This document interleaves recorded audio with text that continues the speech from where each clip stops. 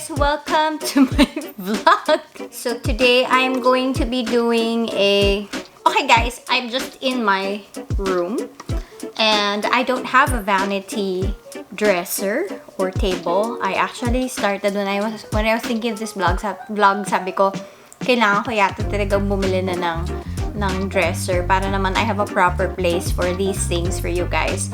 And that kind of tells you something, lets you in on something about my personality and who I am. I'm not really big on like beauty.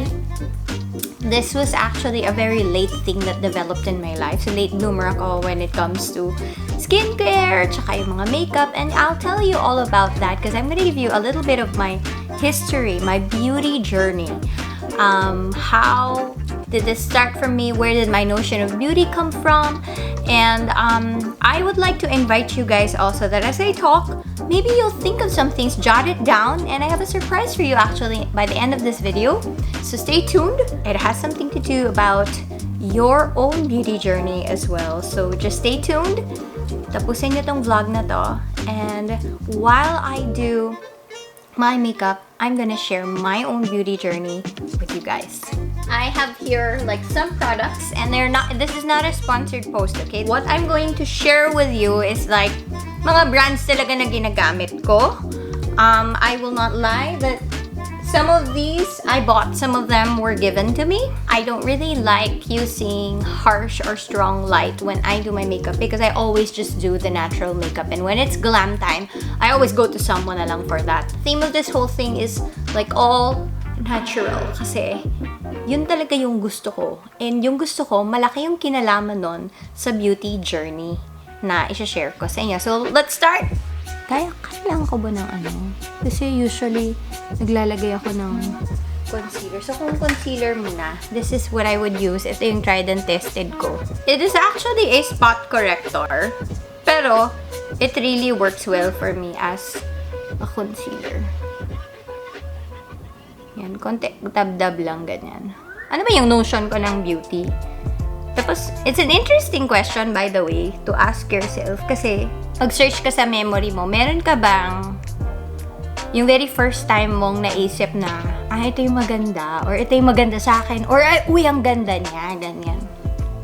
And, for me, when I was trying to remember what my definition of beauty was, or at least what I thought beautiful was nung bata ako, wala akong masyado maisip. Parang hindi ako mahilig talaga sa mga parang magaganda. Mahilig ako sa gwapo, char. Pero, yung para sa sarili ko, ang naalala ko, ang pumasok sa mind ko was that I wanted to be cool more than I wanted to be pretty. Okay, sige, try na natin to ngayon. You wanna see? Yan yung consistency niya. So, konti-konti lang muna kasi never ko pa to na-try. Bango. Anong amoy yun? I never wanted to be pretty. I wanted to be cool. I felt like due to some of my experiences in life, I needed to toughen up. Parang it was ingrained in me, I guess subconsciously, that tough is the best image you can put out there. And that's kind of who I am, actually. Hanggang ngayon, meron akong pinipigilan ko yung, and yun yung kinukure ko, yun yung ina-ask ko kay God for healing na ayoko na maging tough. Ayoko nang maging somebody who needs to have walls around her to survive. There are roots to why we are the way we are. And even in something as simple as beauty, your definition of beauty and what does body image really mean to you and all that, may ano yun eh, may pinanggagalingan. Usually, yung next step ko na after ng foundation is I would put the eyeshadow. So this is Tom Ford. I'm gonna use the light pink one. Kita nyo ha, hindi ako gumagamit ng kamay lang ginagamit ko. Kasi, ewan ko, pagka natural makeup, parang feeling ko mas lapat pag ganon. May mga nagsabi na rin sa akin na try nyo po yung ganito, try nyo po yung ganyan. Pero pinaka-comfortable talaga ako na gamitin ko lang talaga yung mata ko. Yung mata yung ginamit. Bulag ka na nun. yung daliri mo. I was already 12 years old when I learned about makeup. And that was because I became an artista. And it was very, very obvious that you needed it because the lights were harsh. So if you came out with no makeup on, lulunurin ka lang nung ilaw. So, very performative yung approach ko sa makeup. Light makeup, I usually just put like eyeliner sa dulo. Hindi mo nahihinga. Ayan, ganyan lang. Yung parang meron ka lang konting kuwit. Growing up in our industry was tough because as a performer, as a TV personality, we had to think of a lot of things. So our hair, our face naturally, but also our body. So much of our body was like involved in the entire process because they always say to us na hindi ka pwedeng tumaba kasi 10 pounds lagi yung ginigain mo pag nasa harap ka ng camera. So we always watched out for what we ate, and that kind of brought me to yung mga usual eating disorders kasi nga mas doon nakafocus yung mga tao doon sa katawan namin that I would go through like starvation. I had different kinds of diets and then excessive workouts kasi pinapagod mo talaga yung sarili mo. And there was a point there that I had anorexia. Anorexia, tsaka yung bulimia. So, dalawa yan. Never ko dinaanan yung bulimia kasi ayoko lang sumusuka. Pero yung, kala mo naman, any better ako na anorexia lang ako, no? Hindi, ganun lang din yun. Kasi talagang, I would not eat and I would like get so thin, and still when I looked in the mirror I felt fat. Yun yung isa sa mga pinaka naging focus ng industriya namin. And that's one thing that I realized now, thinking and contemplating about this, or at least reflecting on my beauty journey, how much of what we think is pretty, beautiful is actually dictated by an outside force more than it is something that we know deep within us, or that if we know something, it gets drowned out by things around us. So like for me, that was work, and also like my mom's voice was so loud in my life. Not that I'm blaming her or anything, kasi ganun naman talaga, kahit pa siguro hindi insistent yung nanay nyo sa iyo. Kasi nanay nyo siya tsaka tatay nyo sila, malaki yung impact ng sinasabi nila sa buhay mo. You've always had some sort of authority in your life. So pag medyo humihilis siya dun sa nakagisnan mo at natutunan mo, parang mapapa-second guess ka rin sa sarili mo na, tama ba to? Kasi mas matanda sila. Baka naman mas tama yung sinasabi nila. So that was kind of like the process there. Eyebrows. Kilay tayo, guys. Because kilay is life. This is a brow gel. Brow. Bro, kapatid yata yung brother. Brow gel. Na super gusto ko. Wala siyang kulay. Kita nyo? Ayan. Pero ang effective niya na, ayan o, pang brush. Kasi yung kilay ko makapal. So this one is something that I really love from K Palette. So parang ganyan lang siya o. Yung super simple lang. Para siyang halos wala. My worlds would dictate to me my idea of beauty and style. I did have a boob job when I was 18. When I was trying to recall why I had it, I really cannot remember anything, like any reason. And all I can remember is that it was gonna be very useful for my career back then because they wanted me to transition from teeny bopper to sexy na. One of the things that I learned from that experience is that I think no one will disagree with me that an invasive procedure really entails more. First of all, they're gonna put you to sleep, they're gonna cut you up, they're gonna open you up, and it's really tampering with the original design of your body. Now, when I look back, I'm like thinking, I'm so regretful about it. Because I've opened up myself to what was an otherwise not present danger to my body. Katulad ng Pwede kasi talagang maging cancerous to eh. Like to have implants. And again, no, I'm not judging those who have implants. But I did not study this when I had it before. Na may implication siya talaga sa'yo. And here's the thing, this is the second part kasi I had it taken out when I was... I had it taken out. Then by the second child, wala na siya. By the second child, my breastfeeding had issues. And I don't know. I will never know if the taking out the implants has an effect on that. But anyway, you see how far-reaching that is. Procedures that kind of medyo alter the way you look in a very aggressive way. Think about them not only twice, thrice, but many, many times. It will really dictate to you so many things in your life, even hanggang sa pagtanda mo. Meron siyang mga implications, meron siyang mga pwede kang maging possible regrets. Although, ako naman, ginawa ko siya. By God's grace, okay pa rin ako.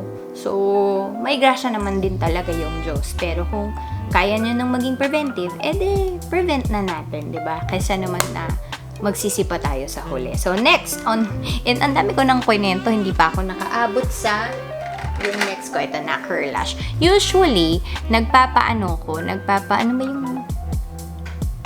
Ito na naman, no? Ano ba yun? Yung parang pag nagpapa-semi-permanent, or parang for a time, nakaganon. Yan. The best one for me is Shuyumura, but this one is Revlon. And then, of course, we're gonna do our mascara. Two-sided Deviant. Bakit? Kasi ito yung manipis para sa ibaba. Tapos, meron din siyang makapal para sa itaas. Oh, diba? Simple lang. Blush on to. This is something that I got from the States nung na-stuck kami doon for 6 months is wala akong makeup. Na-stuck ako. Can you imagine? Wala akong makeup. Tare, kala mo naman laking problema. First world problems. It's super tamang-tama sa parang simple look lang. Yan, ganyan. Yan, diba? Parang lang. Para ka lang naarawan ng konti or nag-workout. Ganon. Tapos, the blood is rushing to your face. Ganon. So, ganyan lang talaga yung mga gusto ko. Pero kung gusto ko pa siyang palalain, I don't have it in the original packaging anymore because nabasag siya. Pero, look. This is by Bobbi Brown. This is a Bobbi Brown. I actually don't remember what it is, so I'm just gonna write it on screen. But I found it to be so nice and so effective for me and the kind of makeup that I like. Na kahit nung nabasag, sinave ko talaga. Tapos nilagay ko dito. So, kung gusto mo lang na dagdagan ng konti pa, diba?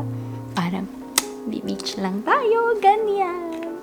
Wala nung kaming beach, inflatable pool.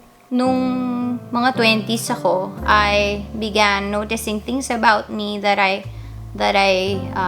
were actually just naturally beautiful about me. And I would hear it more from like makeup artists who did my face. They started complimenting me for like my nice skin. Ganda daw ng skin ko. Ganda daw ng kilikili ko. Tapos, ganda daw ng mata ko. Ganyan. And I just realized how what's beautiful about you, diba? Whatever that is, you usually get to know about them through other people more than you first notice it about yourself. And I attribute it to, like, whatever it is, kahit na hindi beauty, kahit na kunwari mo, talent, skill, ganyan. Or yung unique design mo, gifting mo. Somebody has to call it out there. Somebody has to say na, ay, namang ganda ng mata mo. But at the same time, I've got some insecurities, like, okay, kita niya yung tenga ko na yan. Nakatupi siya. Having heard my parents say na, yung tenga mo, takpan mo. Palaging-lagi pinatatakpan sa akin. Okay, so for the longest time, guys, hindi ako makapag-ponytail. Laging nakaladlad yung buko or ganyan. I was made to believe that it was a defect on me. And I was told, para just hide it, ganon. I was always conscious na nakikita ba nila yung tenga ko. Tsaka ang tagal bago ko na-break yung habit na na hindi ako magganito, magtaas ng buhok. Tapos parang lagi yung iniisip, buti pa yung iba, no? Pag kitang-kita yung mukha nila, parang ang ganda naman nila, tapos wala silang kapintasan, ganyan. Tapos ako kasi, may ganun. You know, I have to thank Christ Mantuelo. He brushed up my hair in a way that framed my face so nicely. And I was so shocked. I was like, naitaas na yung buhok ko, na maganda pa rin ako. Wow, pwede pala yun. Isa yun sa mga insecurities ko. Isa pa sa insecurity ko, yung mataba kong legs. Kasi, ako very Hispanic. So, my body is like more pear-shaped.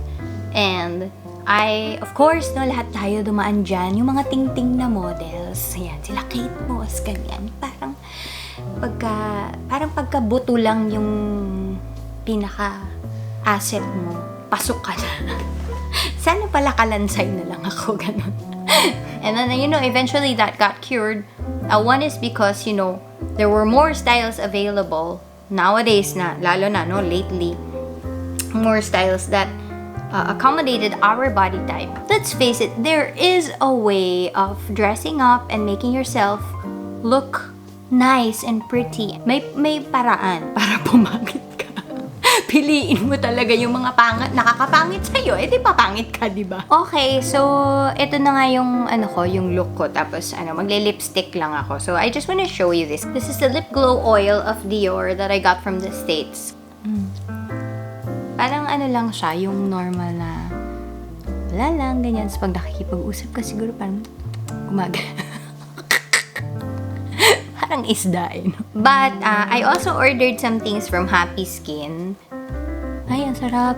May cooling. May cooling effect talaga itong kanilang line na Aqua. Tama ba? Aqua cooling collection nila. Ayan. A little above the completely no makeup look. Medyo may na. So, actually, tapos na to. So, meron akong choice na ganyan. Depending on who I'm going to face and what I'm going to do. But sometimes kasi sa, like, let's say online, if you have to have a, like, say, a talking head shot or whatever. Depende kung nasaan. Pwede ka kasing ganito lang. Or, pwede ka namang, ito try ko rin for the first time. Ang ayoko usually sa mga powders, parang sobrang nagiging made up na yung mukha mo. Hindi niya na nakikip yung parang para ka lang may natural glow, ganun. Kasi nga parang nadadull niya with the powder. So, let's see what this one does. Ay! Not bad. I think it's good.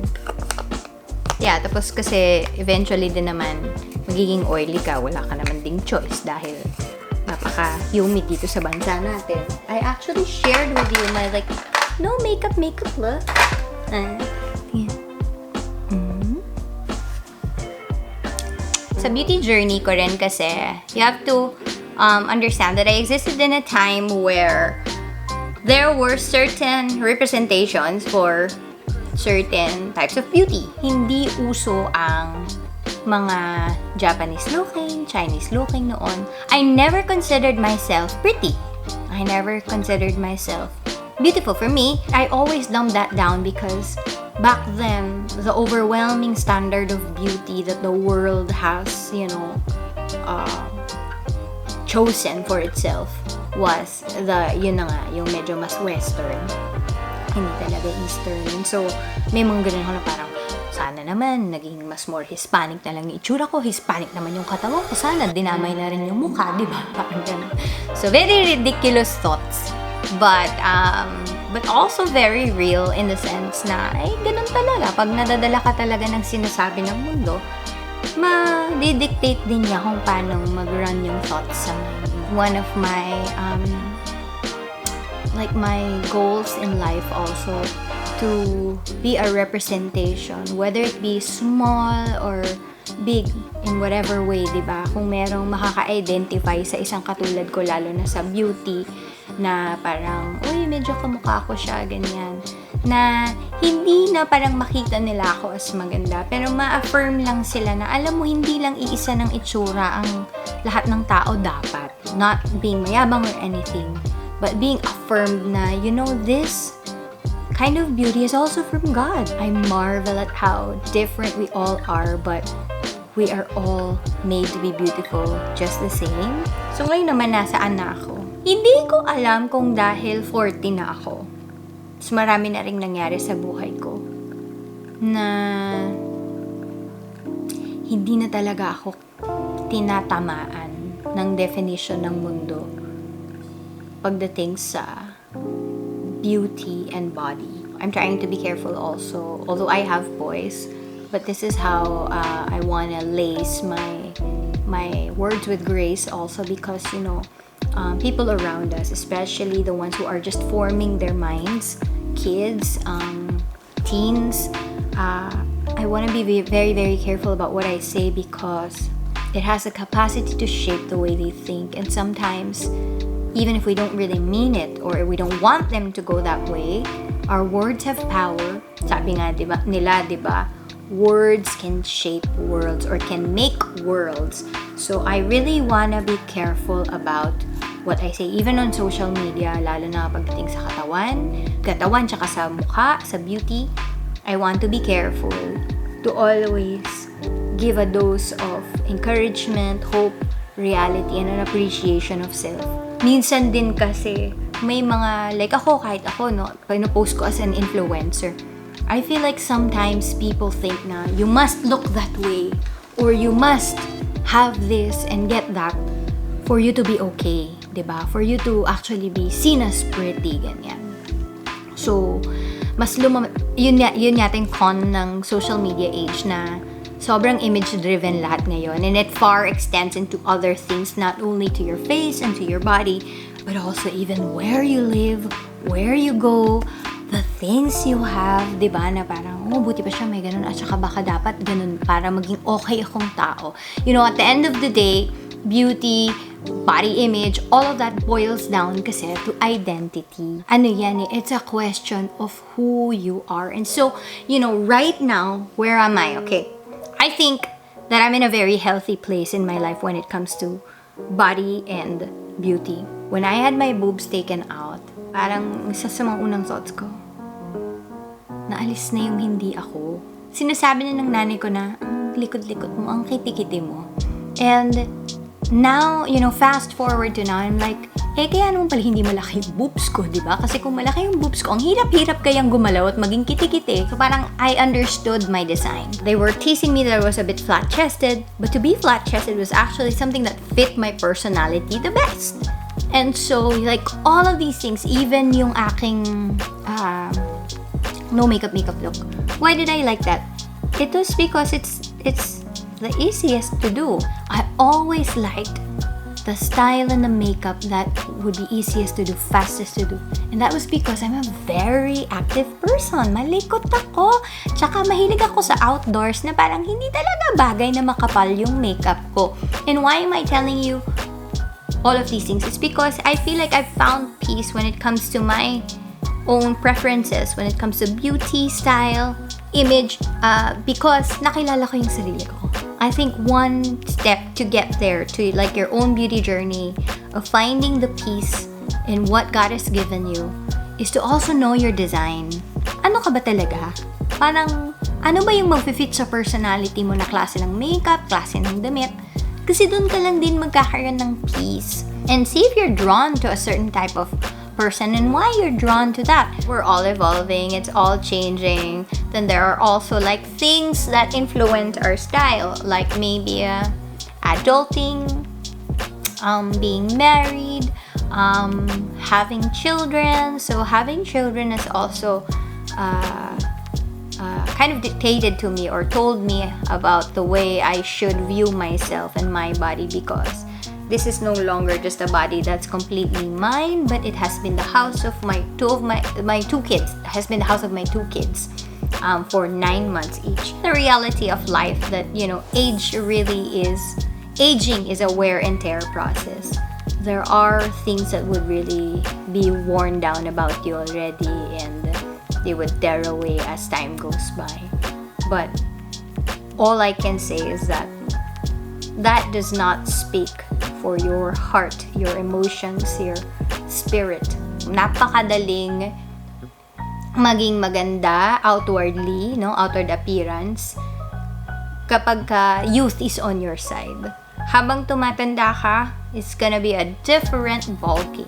But you know what I like about getting old is that, and if you're growing up and you're growing old in a very graceful manner, surrounded by people who can affirm you and assure you and love you no matter what, you are really just gonna grow to be more confident about who you are and your preferences in life, more than how you did it or how you were when you were a younger person.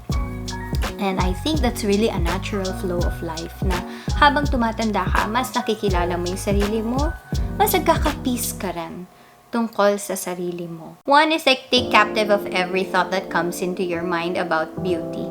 When you start feeling low about who you are and yourself because of the way you look, think about why you feel that way. Who is making you feel that way? Is it really just coming from your heart? Thinking na, I really just don't feel pretty.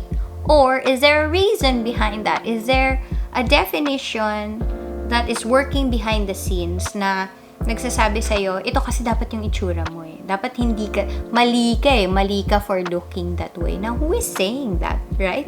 Who is saying that you look wrong? Another thing that I want to remind you is that the Bible says, I don't know if you believe the Bible or not, but we are fearfully and wonderfully made. I don't know how you feel about yourself. Whatever it is, kung ano ka man ginawa ng Diyos, one thing remains true and the same for all of us. You are fearfully and wonderfully made. It doesn't matter if you're happy about yourself or not, but God has fearfully and wonderfully put you together. If you just research on how intricate our system is, how the skin works, how the hair just flows out of our head, how whether you have it, you're not happy about it, or what. And I think I have my bunso here na. Let's just wrap this up. You have an intricate system in you. You have a body, and if you just will research about how that works all together harmoniously, whether you have a lot of hair or none, or asawa ko, di ba, wala na siyang buhok. Just the fact that you are still standing, your body is working, that's a wonderful piece of creation of God. And He has continued to sustain you, to make everything in you work so that you could still exist. And that's a beautiful thing. Helen Mirren has, I'm going to share the link down below. Guguluhan na ako. I'm gonna share that link kasi very interesting din yung take niya on beauty. Na sabi niya, don't call me beautiful, call me swagger. Parang, let's face it, 95% of the population is not as beautiful as that other 5%, right? But you are not, if you're not beautiful, you're interesting, you're funny, you're intelligent, and all that. I do get what she means, but that to me kasi is still beauty. Your strengths are all beauty. Whether it's a strength of mind, a strength of body, a strength of humor, alam mo yun, all of these assets. They have a capacity, kasi for me, beauty draws you in. That's the purpose of beauty. When you see color around you, you're like, I want to go there because of that color. Or something that shines, diba? All these like pretty little adjectives draw you in, and this is why God is beautiful, because He draws me in. And yet if you think about it, we don't have like an image of, like, even the one that, you know, they say is the image of Jesus on earth, diba? Yung mga pictures niya, you wouldn't naman really call that beautiful, but He draws you in. And I think that's what beauty is, something that draws me in. And so if I were you, I really would advise na if you're lost right now in your beauty journey, it's all about identity. Who you are, the unique design of God for you. All of us have different things about us that we could be, you know, proud of and not so proud of also. But what is this design of God in your life na masasabi mo, alam mo, ako talaga to eh. Na kapag yun talaga yung nakita ng tao sa'yo, they will be drawn in kasi ito ikaw eh, di ba? Meron ka nun. Lahat tayo meron nun. We are all created in the image of God, and because God is beautiful, we are all beautiful in that sense. But this is a journey. I'm not rushing you. I'm not saying you should find that out right now. It took me 40 years. Hello. Hopefully you will get to yours sooner. But this is the gift that I was talking about earlier in the vlog, that I am going to be giving out a guided questionnaire, beauty prompt about your own beauty journey.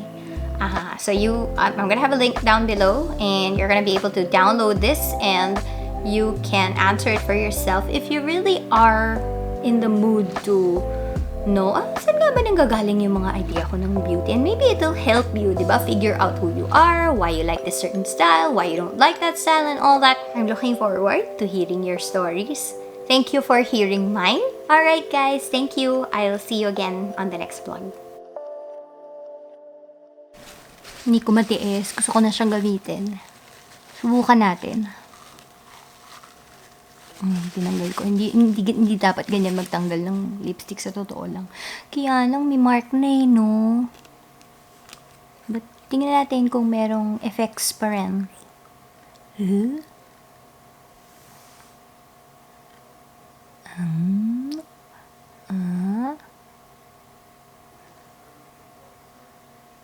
Wow.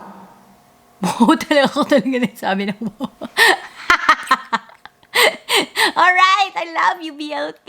Ann Curtis. Talagang type na type ko tong product mo. Tapos ang mga pa, may watermelon. Bye!